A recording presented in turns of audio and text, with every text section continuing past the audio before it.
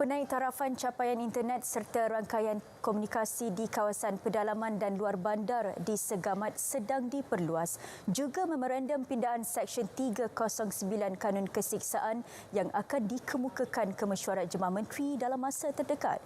Perinciannya kita bersama Farhana Azwani Ismail di Parlimen. Hana. Ya, Faiz, penaik tarafan capaian internet serta rangkaian komunikasi di kawasan pedalaman dan luar bandar di Parlimen Segamat akan dilakukan secara berperingkat melalui Pelan Jalinan Digital Negara Jendela Fasa 1 dan juga Fasa 2. Timbalan Menteri Komunikasi dan Digital Teo Nii Ching berkata, kesemua inisiatif yang sedang dalam peringkat pelaksanaan dijangka siap sepenuhnya pada suku keempat 2023. Suruhanjaya Komunikasi dan Multimedia Malaysia SKMM juga telah menyiapkan 4 menara baharu dan dalam proses menyiapkan baki 3 menara daripada 7 menara yang dirancang.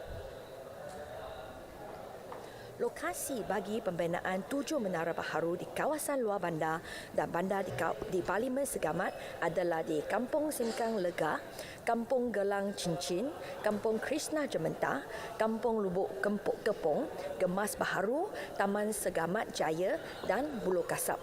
SKMM juga bekerjasama dengan pihak penyelia perkhidmatan secara proaktif bagi memastikan liputan tidak terputus ketika banjir dengan melaksanakan inisiatif dengan izin, site hardening ataupun strengthening.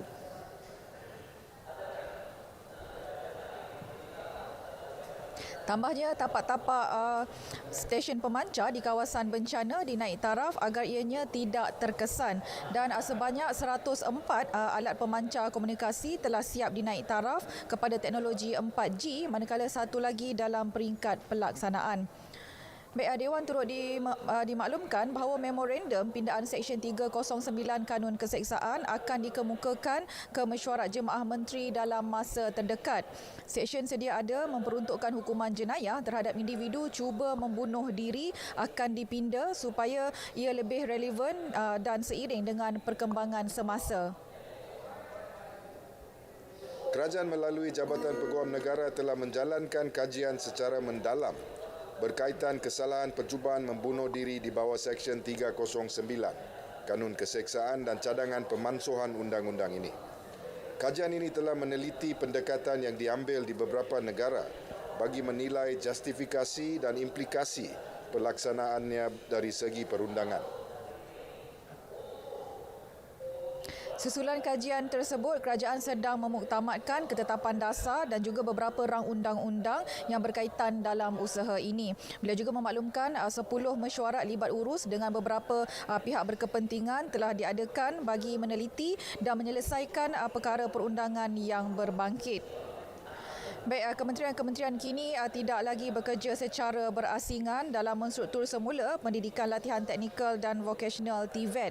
Seperti yang diumumkan dalam Belanjawan 2023, isu padanan kerja lepasan TVET turut akan diselesaikan dengan melibatkan penyertaan syarikat JLC dan juga pihak industri.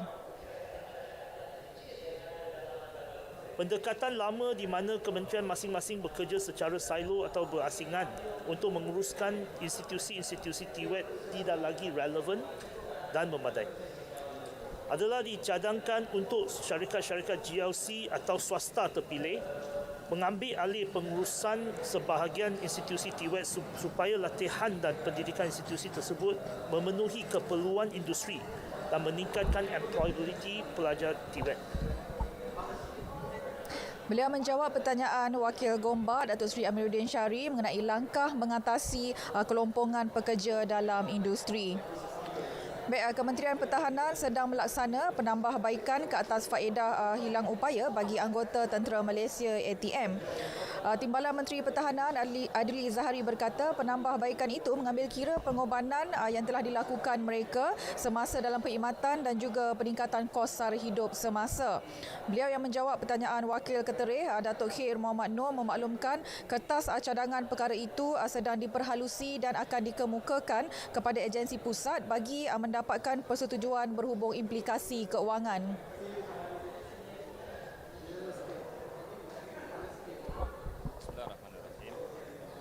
Antara aspek yang menjadi tumpuan Di kementerian ini ada 5 perkara yang kita berikan tumpuan kepada veteran ini, sama ada dari segi kebajikan yang melibatkan pendapatan dan juga sara hidup itu. Yang kedua adalah aspek kesihatan. Yang ketiga adalah tentang perumahan. Yang keempat adalah tentang pendidikan anak-anak.